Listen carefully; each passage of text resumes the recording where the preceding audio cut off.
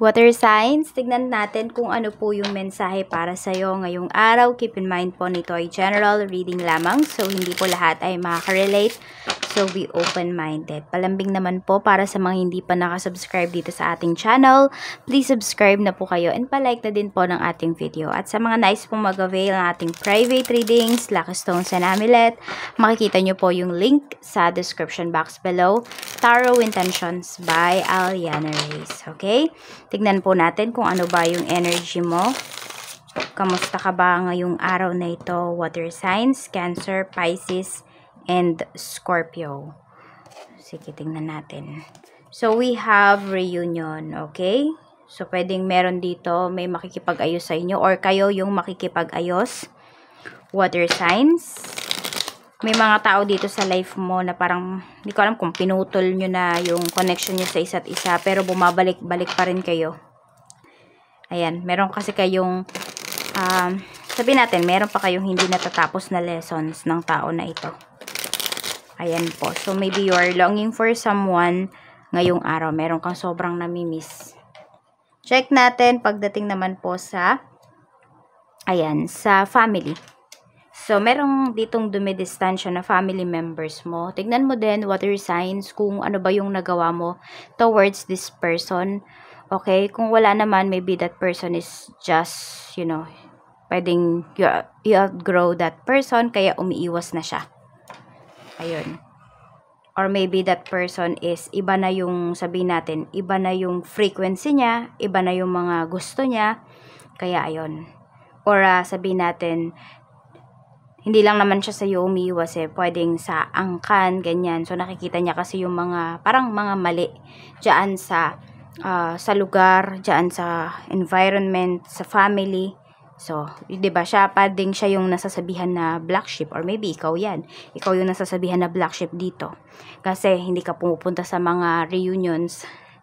Tingnan natin pagdating naman po sa not kaperahan, sa friends mo. Okay, so meron tayo ditong completion. Okay, we have Princess of Wands pagdating sa yung mga kaibigan. Okay. So, meron dito parang kakatapos lang siguro ng kontrata niya, ganyan. So, namamroblema tong kaibigan mo. Actually, nakikita ko sa kanya, medyo naging mayabang siya nung mayroon siya. Oo. Alam mo yung kaibigan mo na to, pwedeng family member mo din. Parang sabihin natin na best friend mo siya. Diyan, siya yung pinaka-close mo sa mga relatives ninyo. Oo. Ayan o, para kasing naging mayabang siya noon. Tapos, alam mo yun, parang binawi sa kanya. Yun yung nakikita ko dito. Isang kaibigan o isang family member yan na friend mo talaga. Kasundo mo ba? Tingnan natin.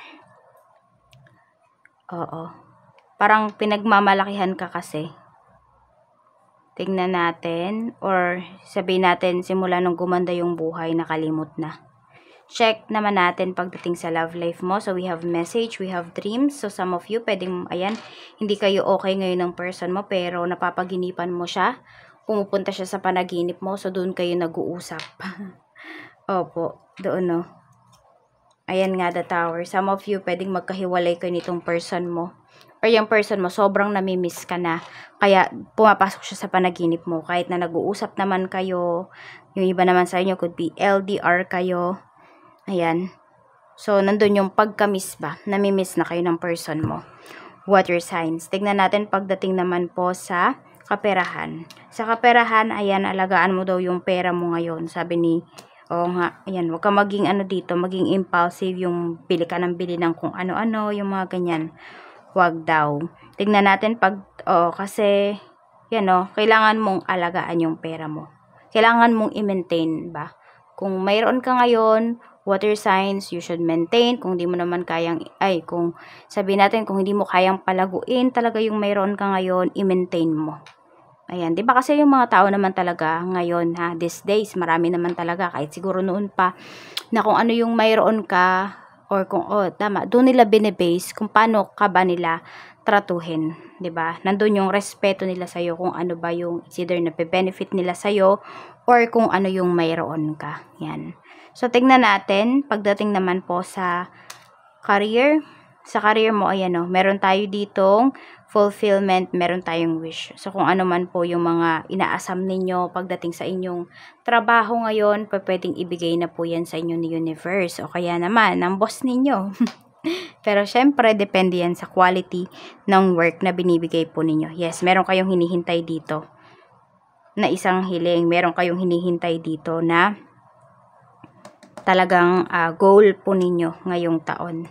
So, tignan natin pag pwedeng makuha nyo yan or sabihin natin nagkakaroon na ng progress. Pagdating naman sa negosyo, we have, ayan, sa negosyo naman medyo tahimik lang kayo dito ngayon. Ayan po. Merong namira sa inyo dito, pinagkatiwalaan nyo talaga yung taong to. Meron dito, water signs, sinira po talaga yung trust ninyo nung tao na to. Okay, so medyo sabihin natin, nasa alanganin yung business ninyo ngayon. Kaya nag-iisip-isip din kayo dito. You feel na parang you failed, you know. Yun yung nafe-feel mo eh. You failed, ganun. Parang wala ka nang nagawang tama. Yung tipong lahat na lang ng, sabihin natin, lahat na lang ng ginagawa mo, you feel na hindi siya nagpo-progress. Okay? Una kasi pwedeng nagiging negative ka kagad dito. So, tignan nyo talaga yung solusyon dun sa mga problems ninyo. Syempre, alamin nyo din kung ano ba yung problema. Then, the next is, paano nyo ba yan susolusyonan? Tignan natin pagdating naman sa mga good things na paparating sa'yo. So, ayan po, yung mga tinanim mo, kung magtataniman po kayo. So, uuspong na yan. Yung iba naman po sa inyo, sabi nga dito, kung ano yung tinanim ninyo, yun yung aanihin ninyo. So, meron dito, pwedeng may mabuntis. Ayan po, pwedeng malaman ninyo na buntis na kayo. O yung partner mo, yung asawa mo. Tignan natin, water signs, ano ba yung mga negativities. We have death card. At meron tayo ditong the hermit. So, more on, meron nga dito talaga parang umiiwas. Oo, more on pag-iwas yung nakikita ko dito. Water signs. Pwedeng may umiiwas sa'yo. Ganyan. Ayan nga, oh. Ang dami kasing pag-iwas dito eh, mula sa mga tao sa paligid mo. So, tignan mo din, it's either sila ba yung na-outgrow mo or na-outgrow ka nila. So, let go mo na lang siguro, hindi mo naman kailangang mag-beg dun sa love, sa attention nila. Angel message para sa'yo. We have moon cycles. Okay, yung iba sa inyo more on nasa emotional side kayo, lalo ngayong araw na ito. So, anuhin po kalmahin yung sarili. Tignan ninyo kung dapat bang mag-react sa mga bagay-bagay sa life ninyo ngayon or dapat na lang ba siyang ipasa walang bahala. Parang hayaan na lang munang lumipas. Ganun po. Tignan po ninyo. Meron tuloy kanta na, ano yung title? Yung gantong kanta. Ano ba yun? Nung araw kay tamis ng ating buhay, puno ng saya at ng kulay. Ano yung kanta na yun? Hindi ko matandaan yung ano. Yung pamagat. Okay? So, ayan po. Tignan ninyo. Medyo affected yung inyong emotions. Hindi ko alam kung anong phase ba ng moon ngayon. Tignan po ninyo, research nyo na lang. So, pwedeng isa yan sa nakaka-apekto po.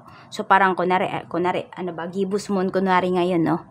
So, tuwing gibbous moon, ganito yung nafe-feel mo. So, you will know how to act upon it. Yan po. So, eto naman yung inyong mga lucky numbers. We have number 23, 19, 31, 51, 16, and we have number 3. Maraming salamat po, water signs. Mag-iingat po kayo always and more blessings to come. Bye-bye!